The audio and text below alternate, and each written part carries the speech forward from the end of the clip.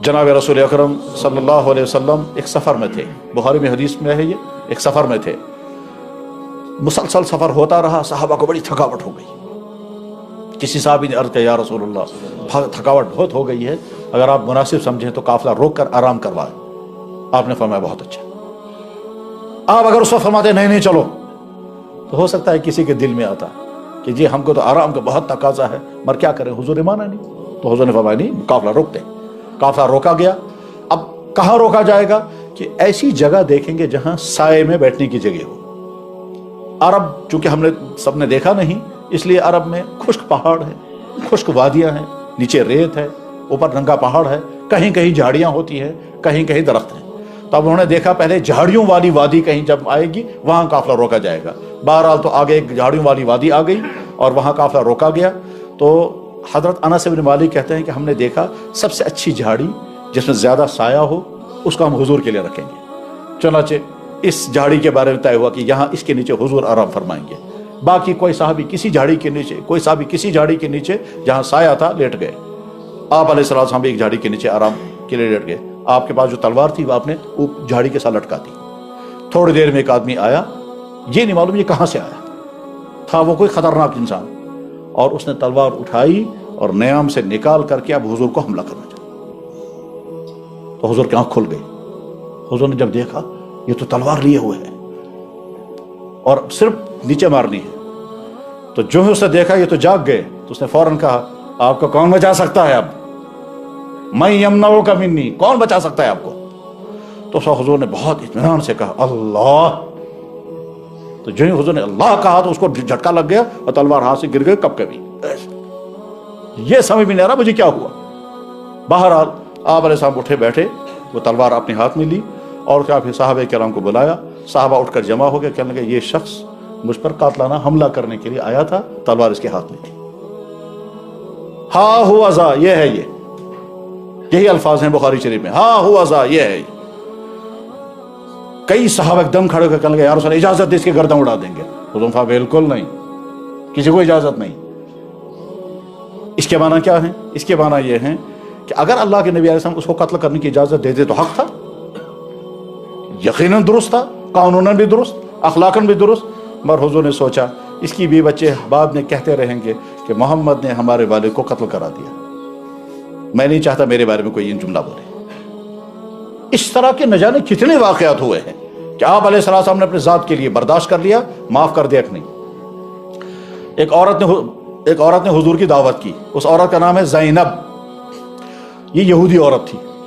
उस औरत ने यह सोचा कि बहुत कोशिशें हुई मगर इनको हम ख़त्म नहीं कर सके, अब एक तरकीब मैं करूंगी, मैं उसको जहर खिलाऊंगी तो ये ख़त्म हो जाएंगी। अब वो बड़ी मोहब्बत के साथ हजरत में आपकी खिदमत में आई हूँ, आप मेरी दावत कबूल करें।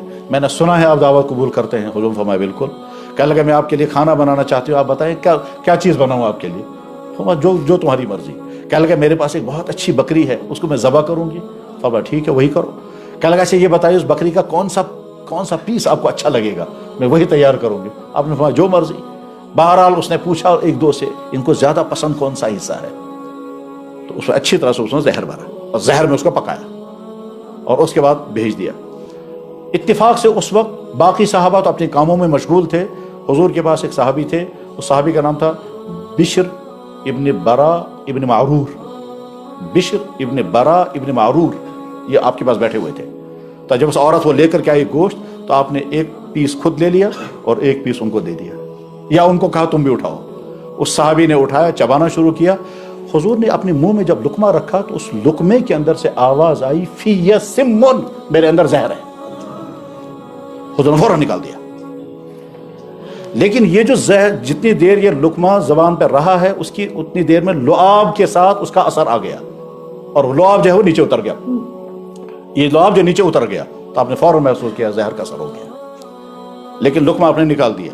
वो जो सहाबी थे इतनी देर में उन्होंने चबाया और नीचे उतारा, उन्होंने चबाया नीचे उतारा तो वो फौरन मर गया, शहीद हो गया।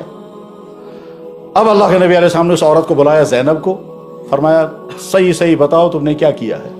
उसने कहा जनाब मैंने कुछ नहीं किया, मुझे बहुत दुख है, आपने मेरा खाना वापस भेज दिया।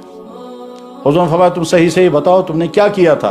बहरहाल वो मजबूर हो गए। उसने कहा फिर सही सुनना चाहते हैं तो सुनिए। میں نے اس میں زہر ملایا تھا، اور اس لیے زہر ملایا تھا کہ آپ نبی نہیں ہیں تو آپ کا صفایا ہو جائے گا، اور اگر آپ نبی ہیں تو آپ کو کچھ نہیں ہوگا۔ تو حضور نے فرمایا اب کیا پتہ چلا؟ کہ لگا یقیناً آپ نبی ہیں۔ ٹھیک، اس وقت حضور نے فرمایا تم نے مجھے زہر دے کر کے مارنے کی کوشش کی، میں نے تو معاف کر دیا، میں نے تو معاف کر دیا، البتہ یہ شہید ہوا ہے، اس کا تو میں اپنے سر نہیں لے سکتا، اس کے والد سے پوچھوں گا، یہ اس کے بیٹوں سے پوچھوں گا کہ تم بتاؤ کیا چاہتے ہو۔ چنانچہ وہ آئے، کہنے لگے یا رسول اللہ انصاف، اس نے زہر دے کر ہمارے بیٹے کو، ہمارے بھائی کو مارا ہے، ہمیں انصاف چاہیے۔ اس عورت نے کہا بالکل انصاف یہ ہے کہ سزا مجھے لگنی چاہیے، اور سزا کیا ہے؟ قصاص۔ تو اس عورت نے کہا مجھے پہلے مسلمان ہونے دیجئے، اس کے بعد جو آپ کو قانون نافذ کرنا ہے وہ آپ نافذ کریں۔ تو چنانچہ وہ گئی، وضو وغیرہ یا ہو سکتا ہے غسل کر کے آئی ہوگی، اس نے کلمہ پڑھا۔ اب جب وہ مسلمان ہوئی تو یہ صحابی فوراً کھڑے ہو گئے، کہ لگے یا رسول اللہ، جب اس نے کلمہ پڑھا تو ہم نے بھی معاف کر دیا۔ یہ واقعہ سیرت کی کتابوں میں ہے، اور زہر کی یہ حدیث جو میں نے سنائی یہ بخاری شریف میں ہے۔ خیبر کا بیان جہاں ہے، خیبر میں یہ واقعہ پیش آیا۔ خیبر مدینہ طیبہ سے تقریباً 200 کلومیٹر نارتھ کی طرف ہے۔ خیبر مدینہ طیبہ سے تقریباً 200 کلومیٹر نارتھ کی طرف ایک علاقہ ہے، آج بھی ہے وہ علاقہ، وہاں یہ واقعہ پیش آیا۔ غرض یہ کہ جناب رسول اکرم صلی اللہ علیہ وسلم نے قتل کرنے والے کو بھی معاف کیا، ورنہ اگر قتل کر دیتے اجازت تھی، قانوناً درست تھا، مگر آپ نے یہ پسند نہیں کیا کہ کل کو لوگ کہیں گے محمد تو لوگوں کو بلا وجہ کے بھی قتل کا، کاش وہ معاف کر دیتے، چنانچہ معاف کر۔ یہی وجہ ہے کہ وہاں ساؤتھ افریقہ کا ایک بہت مشہور لیڈر تھا جو 20-25 سال جیلوں میں رہا، اس کے بعد پھر وہ رہا بھی ہوا، پھر وہاں ساؤتھ افریقہ میں اس کی حکومت بھی چلی، پھر وہ مر بھی گیا، اس کو بہت بڑا وہ نوبل انعام بھی ملا تھا، ہو سکتا ہے آپ لوگوں کو نام ذہن میں آ گیا ہوگا، ٹھیک، اس کا نام تھا نیلسن منڈیلا۔ اس نے جیل میں 20-25 سال کی جیل میں اس نے سیرت کی کتاب پڑھی، اس میں جب وہ باہر آیا تو مجھے اچھی طرح یاد ہے اس نے ایک لیکچر دیا تھا، اس لیکچر میں اس نے کہا کہ محمد ایک ایسی شخصیت ہے کہ جب مکہ ان کے قبضے میں آ گیا تو آپ نے کسی پر کوئی بدلہ نہیں لیا، سب کو کہا میری طرف سے تم سب آزاد ہو، انسانی تاریخ میں یہ کیریکٹر کسی کا نہیں۔ یہ وہ شخص کہہ رہا ہے کہ جو مسلمان نہیں تھا، اور سیرت کی کتاب اس نے جیل میں پڑھی تھی۔ اور یقیناً محمد رسول اللہ صلی اللہ علیہ وسلم جب مکہ قبضے میں کیا اور سارے مکے کے وہ ظالم اب آپ کے سامنے تھے، اس وقت آپ نے خانہ کعبہ کے دروازے پر کھڑے ہو کر کہا تھا اذهبوا انتم طلقاء، جاؤ میری طرف سے تمہیں چھٹی ہے، آزادی ہے، کسی کو کچھ نہیں ہوگا، کسی کو کوئی تکلیف نہیں ہوگی، کسی کو کوئی نہیں مارا جائے گا۔ چنانچہ خون، ناحق خون کا ایک قطرہ بھی نہیں بہا ہے جب مکہ فتح ہوا ہے۔ انسانی تاریخ میں کوئی شہر کوئی قوم فتح کرے پھر ناحق خون نہ بہے، ہو ہی نہیں سکتا۔ پوری انسانی تاریخ میں، جنگوں کی تاریخ میں پڑھنے والے پڑھ کر بتا سکتے ہیں کہ جب بھی کسی قوم نے کسی ملک پر فاتحانہ قبضہ کیا وہاں عصمت دریاں ہوئی ہیں، ناحق قتل ہوئے ہیں، لوٹ مار ہوئی ہے، لوگ مارے گئے ہیں۔ صرف محمد رسول اللہ کی ذات ایسی ہے، جب آپ نے مکہ فتح کیا کوئی ایک عصمت دری کسی عورت کو تب دیکھا بھی نہیں، کسی نے کسی ایک آدمی کا ناحق قتل ہرگز نہیں، کسی ایک گھر کو لوٹا گیا ہو ہرگز نہیں، محمد رسول اللہ کا قتل۔ تو محمد صلی اللہ علیہ وسلم کا رویہ انسانوں کے ساتھ، رویہ اللہ اکبر۔ حضور کے ایک چچیرا بھائی تھا، پتر بھائی، میں سوچتا ہوں ابو سفیان ابن حارث، ابو سفیان ابن حرب وہ دوسرا انسان ہے، یا ابو سفیان ابن حارث دوسرا انسان ہے؟ ابو سفیان ابن حرب کافروں کے لیڈر رہے ہیں ایک زمانے میں، بعد میں وہ بھی مسلمان ہوئے تھے۔ ابو سفیان ابن حارث حضور کا چچیرا بھائی تھا، اور وہ سخت مخالف تھا اور گالیاں دیتا تھا، اور حضور کی شان کے خلاف بہت ناقابل برداشت شعر کہتا تھا۔ چنانچہ اس دکھ کی وجہ سے جب وہ مسلمان ہونے کے لیے آیا، معافی مانگنے کے لیے، حضور نے فرمایا میرے سامنے مت آنے دو اسے، مجھے اسے بہت دکھ پہنچا ہے، جب اسے میں بول کر یہ نہ میرے نہیں آنے دینا۔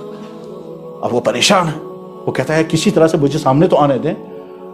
صحابہ نے کہا بھائی حضور نے منع کیا ہے، آپ وہاں نہیں جائیں گے۔ کیوں؟ اس نے ایسی گندی شاعری کی تھی حضور کے متعلق جو ناقابل برداشت تھی، تو اس لیے حضور کو بھی دکھ، اور دکھ کس سے تھا؟ یہ میں پاؤن پتر بوئے، اپنا سگا چچیرا بھائی ہے، اس نے میرے متعلق یہ شاعری کی ہے، تو اس لیے حضور نے تو منع کر دیا۔ اب اس نے پوچھا حضرت علی سے، حضرت عمر سے، میں تو کہاں کوئی ترغیب مجھے بتاؤ کیا کروں؟ تو انہوں نے کہا ایک کام کرو، جہاں حضور بیٹھے بھی ہوں گے، سفر میں ہیں، مدینے میں نہیں ہے، حضور سفر میں ہے، اور یہ وہیں سفر میں آ کر کے ملا تھا۔ سفر میں کیا؟ حضور مدینہ سے چلے ہیں مکہ فتح کرنے، اور یہ شخص مکے سے چلا، راستے میں ملا، اور راستے میں مل کر اس نے کہا میں حضور کے پاس جاؤں گا، کلمہ پڑھوں گا، معافی مانگوں گا، آج تک جو ہوا سو ختم۔ تو حضور نے فرمایا خبردار میرے سامنے مت آنے دینا۔ یہ دو آدمی آئے تھے، ایک کا نام تھا ابو سفیان ابن حارث اور ایک کا نام تھا عبداللہ ابن ابی امیہ۔ یہ عبداللہ ابن امیہ حضور کا پفتر بھائی، پھوپھی زاد بھائی، اور ابو سفیان ابن حارث حضور کا چچیرا بھائی، اور یہ دونوں سخت ترین مخالف تھے اور گالیاں دیتے تھے حضور کو، اور حضور کی ہجوں میں گندے اشعار کہتے تھے۔ بہرحال اللہ کے نبی صلی اللہ علیہ وسلم فرمایا میرے سامنے مت آنے دو۔ انہوں نے کئی صحابہ سے پوچھا کہ تدبیر بتاؤ، تو کئی صحابہ نے مشورہ دیا ایک کام کرو، جہاں حضور بیٹھے ہوں گے تم سامنے سے گزر جاؤ، اور سامنے سے گزرتے گزرتے کہو ہم تو رحمت والے کے پاس آئے ہیں، سر جھکا کر کے آئے ہیں، ہمیں کیوں حاضر ہونے کی اجازت نہیں مل رہی ہے؟ کیا ہمارے لیے وہ رحمت کے دروازے بند ہو گئے ہیں؟ یہ کہتے کہتے گزر جانا۔ ٹھیک، اب وہ کہتے کہتے گزرتے ہوئے چلے گئے، جو ہی وہ نکل کے حضور نے فرمایا لاؤ بلاؤ، انیوک سے واپس آ گئے واپس۔ کہنے لگا فرماؤ، کہنے لگا کیا فرمائیں گے؟ ہمارا سارا کردار آپ کے سامنے ہے، اب معافی اور کلمہ۔ حضور نے فرمایا معافی بھی ہے اور کلمہ بھی پڑھو۔ ہو گئے مسلمان ہونے کے بعد اب حضور چل رہے ہیں نا مکہ فتح کرنے کے لیے، وہ بھی ساتھ۔ چنانچہ مکہ فتح ہو گیا، ابو سفیان آگے آگے، وہ حیران ہو گیا بھائی یہ تو ابھی کل یہاں سے گیا تھا، کل تو تھا ہمارے ساتھ یہ، اور آج یہ واپس ان کے ساتھ آ گیا۔ بہرحال ابو سفیان، عجیب بات، اللہ۔ خالد بن ولید نے جنگ احد میں مسلمانوں کو سخت ترین نقصان پہنچایا، اور خالد بن ولید فتح مکہ میں سب سے آگے آگے جھنڈا لے کر۔ خیر، ابو سفیان بن حارث رضی اللہ تعالیٰ عنہ صحابی بن گئے۔ تو ایک مرتبہ جب خطرناک حملہ حضور پر ہو رہا تھا اور چاروں طرف سے بارش کی طرح سے تیر برس رہے تھے حضور پر، تو اس وقت ابو سفیان حضور کے ساتھ تھا۔ اس نے کہا محمد بہادر میں نے بہت دیکھے مگر تم جیسا بہادر نہیں دیکھا، تمہیں تو گھبراہٹ ہی نہیں ہے، چاروں طرف سے تیر برس رہے ہیں۔ اس وقت حضور نے شعر پڑھا تھا، انا نبی اللہ کذب انا ابن عبد المطلب، میں نبی ہوں کوئی جھوٹی بات نہیں، عبد المطلب کا بیٹا ہوں، عبد المطلب کا بیٹا ہوں۔ یہ بخاری میں ہے یہ حدیث۔ تو غرض یہ کہ اللہ کے نبی علیہ السلام نے اپنے تکلیف دینے والوں کو بھی یہاں سے دکھ نہیں پہنچایا۔ گویا معلوم یہ ہوا کہ حضور کے خلاف بولنے والا کوئی بھی نہیں ہے، اس لیے حضور کے دشمن تھے وہ بھی نہیں کہتے تھے اس کے کردار کے اندر یہ کمی ہے، اس کے کردار کے اندر یہ خامی ہے، اس کے دین پر تو حملے لوگوں نے کیے لیکن حضور کی ذات پر نہیں۔ تو لہٰذا ہم زندگی ایسی گزاریں گے کہ کسی کو ہم سے کوئی گلہ نہ ہو، کسی کو ہم سے کوئی شکایت نہ رہے۔ ہم جب واپس جائیں تو ہمارا جب چیپٹر کھلے گا تو ہمارے دوست ہمارے متعلق کمنٹس پاس کریں گے، ہمارے رشتہ دار، ہمارے پڑوسی، ہمارے سسرال والے، ہمارے بھائی بہن، ہمارے کلیگ، ہمارے دفتر والے، ہمارے ڈپارٹمنٹ والے، ہمارے پروفیشن والے ہمارے متعلق جب کمنٹس پاس کریں گے تو زبان سے کیا کمنٹس ہوں گے؟ کسی کے دل میں ہمارے متعلق کوئی گلہ شکوہ نہ ہو، ایسی زندگی گزار کر دکھائیں۔ یہی اسلام کا میسیج ہے۔